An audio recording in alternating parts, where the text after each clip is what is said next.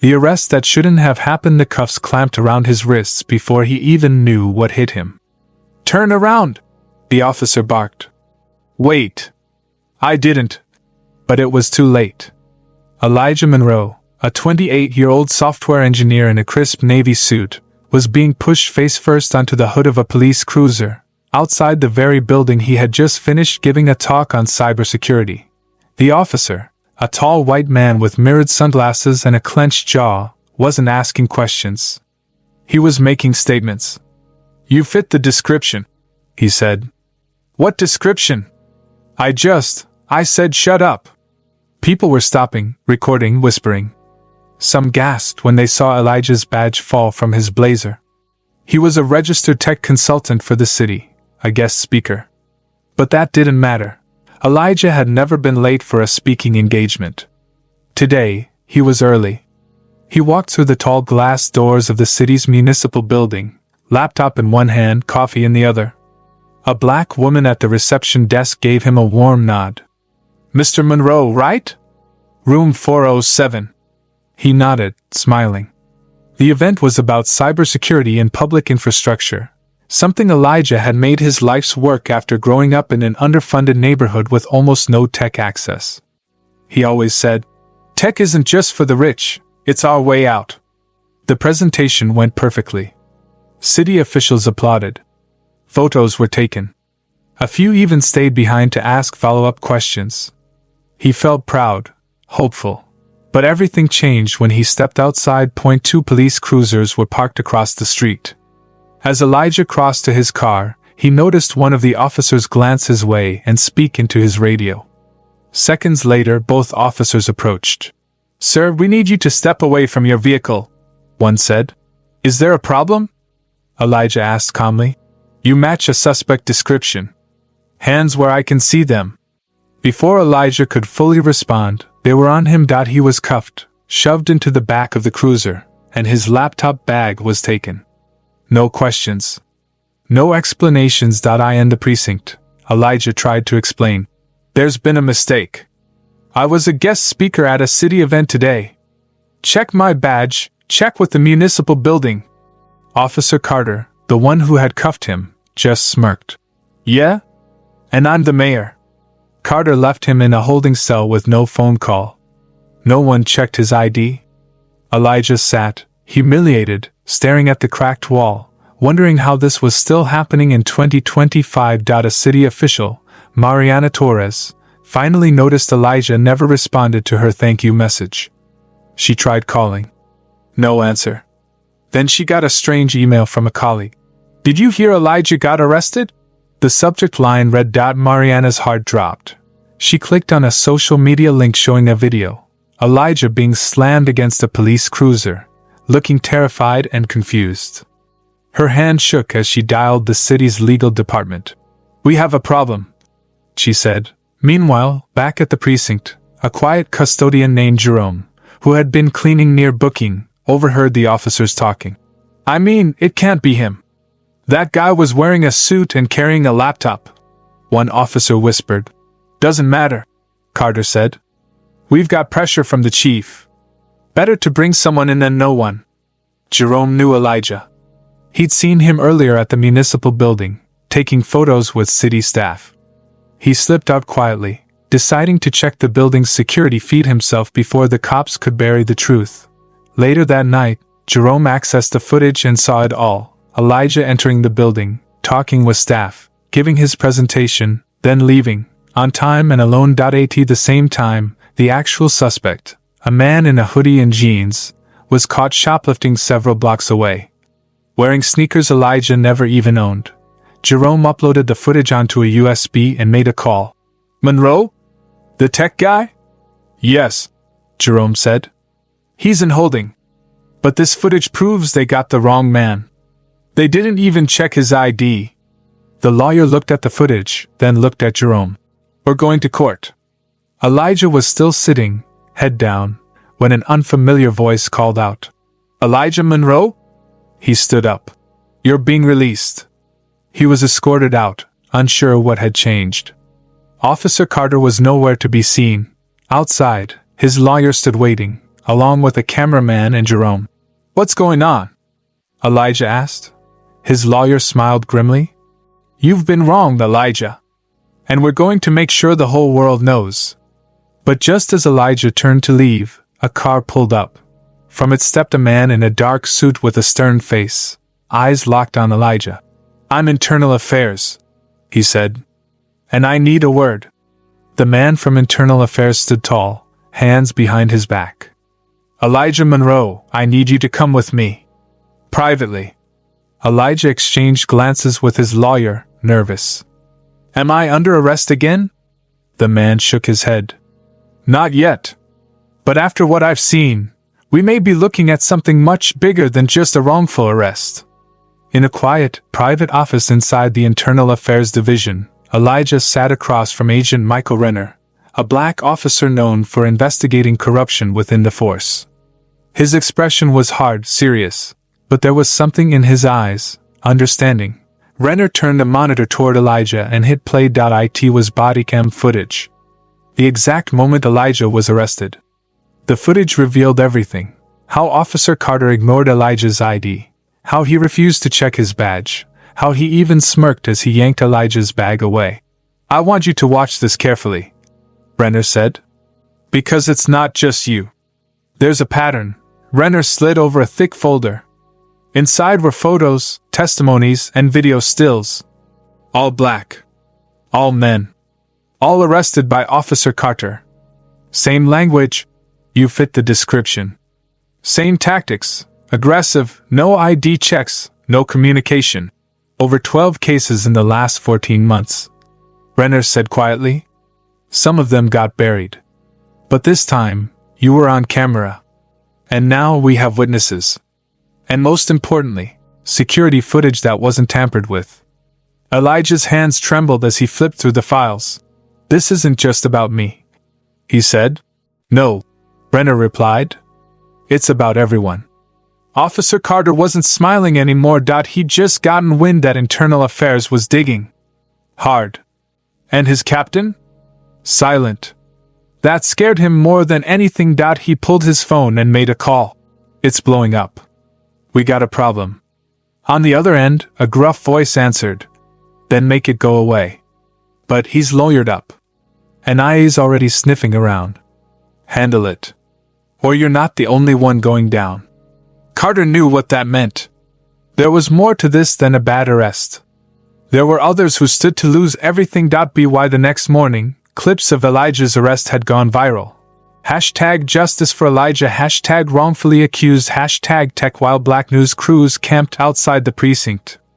Protesters gathered with signs. The mayor's office released a bland statement about reviewing the situation. But the people weren't buying it. Especially when Mariana Torres, who had invited Elijah to speak, gave a tearful live interview confirming his role at the municipal event and demanding justice. "He came to help us, to educate us. And they treated him like a criminal because of the color of his skin." Elijah's lawyer, a fierce civil rights attorney named Cassandra Blake, filed suit against the city and the police department for unlawful arrest, violation of civil rights, and emotional distress. The city pushed back, claiming standard protocol and a case of mistaken identity. But the footage didn't lie. And neither did the swelling public anger. Renner began digging deeper. He uncovered emails, internal memos between Carter and a few other officers. In them were derogatory comments, racial slurs, and most shockingly, a conversation where Carter had been warned that the tech guy looks clean, and responded, "Don't matter. They're all the same." That evidence changed everything. Renner called Cassandra. "We're not dealing with one bad apple. We've got a rotten tree." That night, Elijah sat alone in his apartment. He stared at the dozens of messages from strangers. Some offered support. Others called him a liar. One threatened him. He couldn't sleep. The fear wouldn't go away. He looked at the mirror and saw not a victim, but a man caught in a system that wanted him silent. Still, he whispered to himself, "I won't disappear." At the precinct, Carter and a lieutenant met in the parking lot. "You're sloppy," the lieutenant snapped. "You should have cleaned it up. Now they're dragging us all into it." Carter shook his head. What do we do? Damage control. Make Monroe look unstable. Dangerous. We've done it before. Carter nodded slowly. Across town, a janitor named Denise, who had been working inside the precinct the day Elijah was booked, reached out to Elijah's lawyer. I saw something, she said nervously. You won't find it on the body cam. What did you see? Cassandra asked. They laughed. They joked about it after they arrested him. Said he'd probably just code his way out of jail. And someone deleted part of the footage. Cassandra leaned forward. Are you willing to testify? Denise swallowed hard. I think I have to. But as Denise left the lawyer's office that evening, a black SUV slowly followed her down the street. Inside the vehicle sat Officer Carter. Watching. He picked up his phone. She's a problem. Handle it. The black SUV crept behind Denise for 3 blocks. She noticed. Her heart pounded. She cut across a convenience store parking lot and ducked inside. The SUV didn't stop. She pulled out her phone and texted Cassandra. I think they're watching me. Please be careful. Back at Internal Affairs, Agent Renner was digging through encrypted archives with a forensics tech when a red-flagged folder caught his attention. It was a video file, timestamped the night of Elijah's arrest. It had been deleted, but partially recovered. He clicked play. There was Officer Carter, sitting in the booking room with another officer. They were laughing. Dude thought he was Martin Luther King with that damn badge. Carter chuckled. His colleague replied, We should have let him rot overnight. He needed the lesson. Renner leaned back in his chair, face grim. We've got them. Cold. Elijah went on the Daily Current, a popular podcast covering police reform. His voice was calm, measured, but heavy. I didn't just get arrested. I got erased. In their eyes, my ID didn't matter. My career didn't matter. My humanity didn't matter. And that's the problem. The clip racked up millions of views in 48 hours. Protests reignited. Black veterans groups showed up with signs that read, His fight didn't end on the battlefield. The public was no longer just angry. They were organized. Captain Myers stormed into Carter's office. You said this would blow over. It was just a tech guy. Carter muttered. Tech guy? That tech guy is a decorated veteran, Ivy League grad, and half the city's on fire over this. Carter's face twisted. I was doing my job. No, you were doing what you thought you could get away with. And now you've dragged this department into hell. But even Myers knew. It went beyond Carter now. The rot ran deep. And if Elijah's legal team uncovered the rest, they'd all be exposed. Cassandra Blake called a surprise press conference. This isn't just about one man's arrest. It's about a culture of misconduct, sanctioned by silence. She revealed the bodycam gaps, the security footage, the testimony of Denise, the janitor who overheard the officers mocking Elijah post-arrest. But the bombshell? A second clip from an anonymous whistleblower. It showed Officer Carter in a locker room, talking to another officer. They'll never believe him. All I gotta do is say he resisted. The room went silent. Even seasoned reporters dropped their pens. That night, Cassandra's office was broken into, files ransacked. A laptop missing, nothing else was touched. She stared at the mess and whispered, They're scared. Her associate looked around. Should we stop? She shook her head. We're too close. Against his lawyer's advice, Elijah requested a meeting with Captain Myers. He was granted 5 minutes. I didn't come here for an apology, Elijah said. I came to look you in the eye and ask, how many more of us did you cover for? Myers looked exhausted. More than I want to admit. Elijah narrowed his eyes. Then maybe it's time you start talking too. Myers didn't reply. But for a brief second, shame flickered across his face. Renner and his team gathered their files. They were ready to bring forward official charges, not just against Carter, but against at least 3 other officers who doctored reports, tampered with footage, and lied under oath. But just as they were preparing to make arrests, Renner's team was shut down. By order of the city attorney's office. Too much political pressure.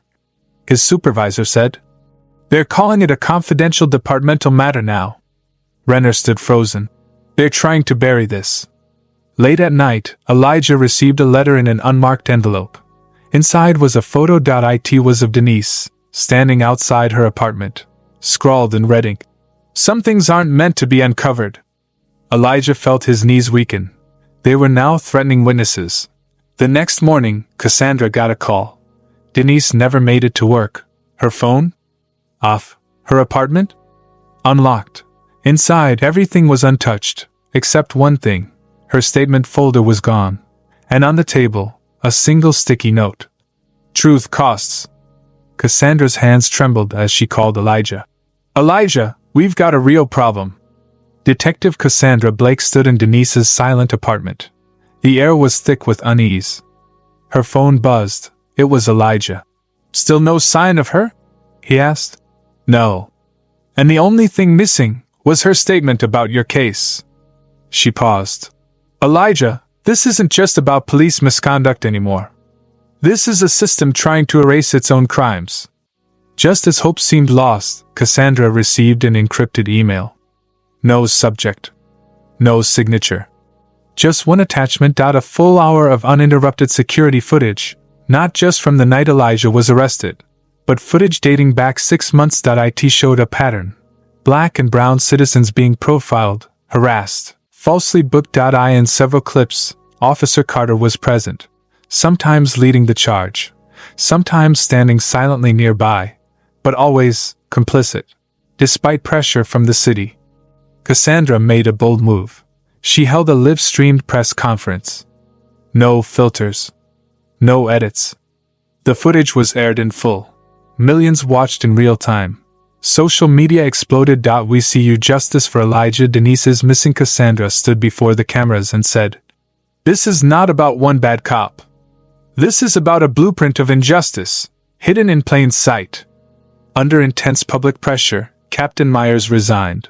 Officer Carter was formally charged with falsifying police reports, civil rights violations, and obstruction of justice. An independent investigation was launched into over 70 past arrests. And at the center of it all, Elijah. 2 days later, Denise was found. She had been hiding at a friend's house, too afraid to speak. But after seeing Elijah on the news, she stepped forward, shaky, but brave. They told me if I testified I'd disappear, she whispered to reporters. But I won't stay silent anymore. Her testimony, and courage, became the final nail in the coffin for the cover-up. This time, Elijah wasn't the defendant. He took the stand to testify against Carter and the system that wronged him. I served my country because I believed in justice. But justice isn't just words in a courtroom. It's the hard choice to do what's right when it's inconvenient, unpopular, or even dangerous. The courtroom was silent. Tears filled the eyes of some jurors. Carter, sitting at the defense table, looked smaller than ever before.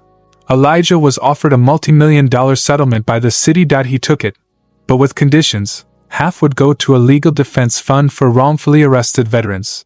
The rest would fund community watchdog groups to monitor local police departments. Cassandra offered him a job as a legal advisor and liaison for civil rights investigations, and he said yes. Elijah visited his late father's grave one final time. I did it, Dad, he said quietly. I didn't let them bury the truth.